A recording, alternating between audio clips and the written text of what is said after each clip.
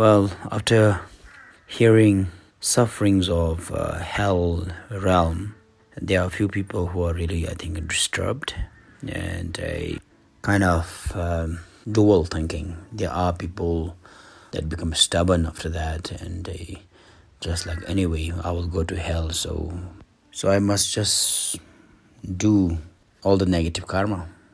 And there are people that still feels it is really myth or that folk tale or traditionalism, kind of orthodox kind of idea. Well, unfortunately, it's not a myth. It was taught by Gautama Buddha, and the painting of Wheel of Life. So hell realm is already pictured in that painting, and that painting was advised by Lord Gautama Buddha to King Bhimesara Gelpo Dzogchen Nyingpo to draw the painting of 6 realms and the whole Wheel of Life, and to be presented to King Udayana as a gift. Wheel of Life painting was the first painting in actually Buddhism history. So yeah, these are the evidence that actually the Lord Buddha himself taught about those realms, yeah. And of course, in Himalaya, we have many great masters that who actually went to hell realms. Even during Buddha time, there were many bodhisattvas who visited hell realm and returned with requests from beings in the hell realm, the message to their family members.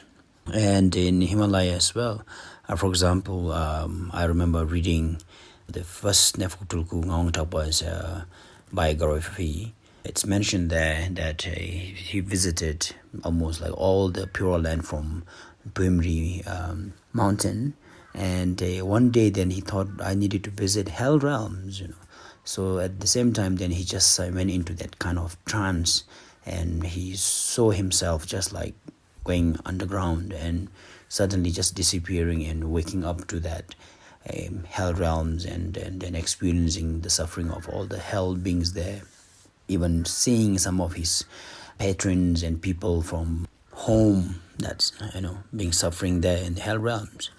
And there are many stories like Delok Karma Chenzo. Deloks are the one who died and revived. So they die for like a week and 10 days, and then they will actually just travel to that hell realm and bring messages. And we have Delo Namgyu Chenzo in Sha, Delo Karma Wanzin, and all those are true. They are evidence. For example, the Rizam in Dishin Choling Gyomba is the rebirth of Delum Namgyu Chenzo when she was 16, and she actually, I think, went to visit hell realms and then returned with messages for peoples. And there are many other masters that actually went to hell realm and witnessed it and returned. So it is true. It's mentioned in the sutra.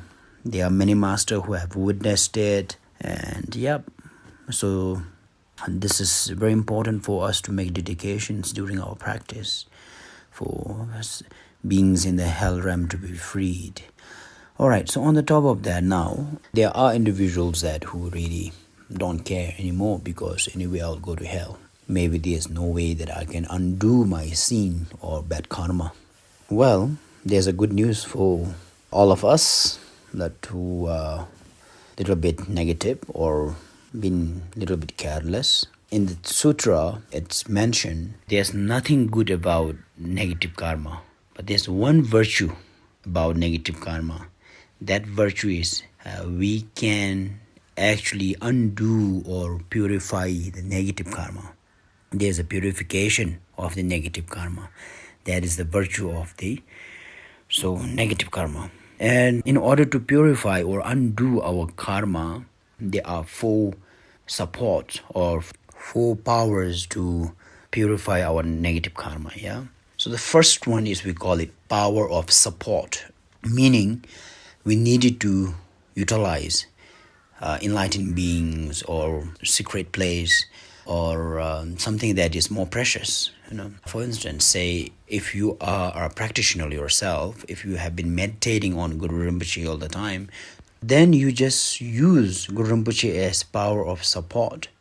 Meaning, when you do recitations or meditation of Guru Rinpoche, so just visualize Guru Rinpoche, and in front, then you just kind of confessing and regretting, and requesting Guru Rinpoche to like give you will and power to actually purify your negative karma. It is very important. We have to mention whom you have done this karma and what you have done and where you have done. So these are very important. For example, in front of Guru Rinpoche, when I was 12 years old, at my home in the village, I just stoned a bird and I killed it. So I'm still guilty of that. And so just like I'm doing this one round of Guru Rinpoche's mantra to just really pay back that life and feel really sorry for this, and I wanted to dedicate my merit, something like that. So this is how they use the power of support. And any practice or any Buddha or Bodhisattva that you're meditating upon, you can just use that as a power of support. Now the secondly, they call power of regretting. Many masters mentioned that, even Gautama Buddha himself. In order for us to purify our negative karma, we have to regret of what we have done. The guilt, is very important. And if you are guilty of what you have done and genuinely regret for what you have done, then that will be the best way to actually undoing your negative karma. So this is very important. That is one of the method and the support or the power for us to undo our negative karma. And the third one is the resolution. So then after that, you have to just really take a vow and saying that I will not repeat this kind of karma anymore. Even to the span of my own life, I will not repeat this. For example, I will not stone the bird anymore. I will not harm any animals anymore. And this is the last, and I purify, I regret, I confess, I admit I'm guilty, and I even say dedications and prayers for the life that I have taken. So then a resolution of like not repeating it is very important. The third one, so the power of resolutions. And the fourth one is the power of an antidote. So meaning as an antidote to what you have done, if you have stoned the bird, then now you should do life liberation, saving lives of insects and animals, and then of course reciting more mantras and dedications, lighting up butter lamps for the life that you have killed, and helping people. These are the antidote of like opposite of what we have done. So with these four powers or the so-called method, it is possible that we can really undo all the negative karma that we have done. Of course, it takes a bit of time, commitment, discipline, generosity. These are the investment and requirement for you to exercise those four powers. So remember, support as enlightened beings, or visiting a very, very old temples, or in front of a great master. These are all as you can use as a power of support. For example, you can just go and clean in such old temple. That is also can be your power of support. And why you would do this? Because to undo my sin of whatever you have done. Again, remember, you have to mention it.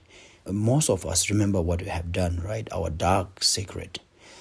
To whom, what, how, where, when we have done this, and admitting it and feeling sad about it. That's how you undo your negative karma. So there's a good news for all of us. We can do that. Then I think we can just cancel our investment in the hell realms, and so you may return as a human being again.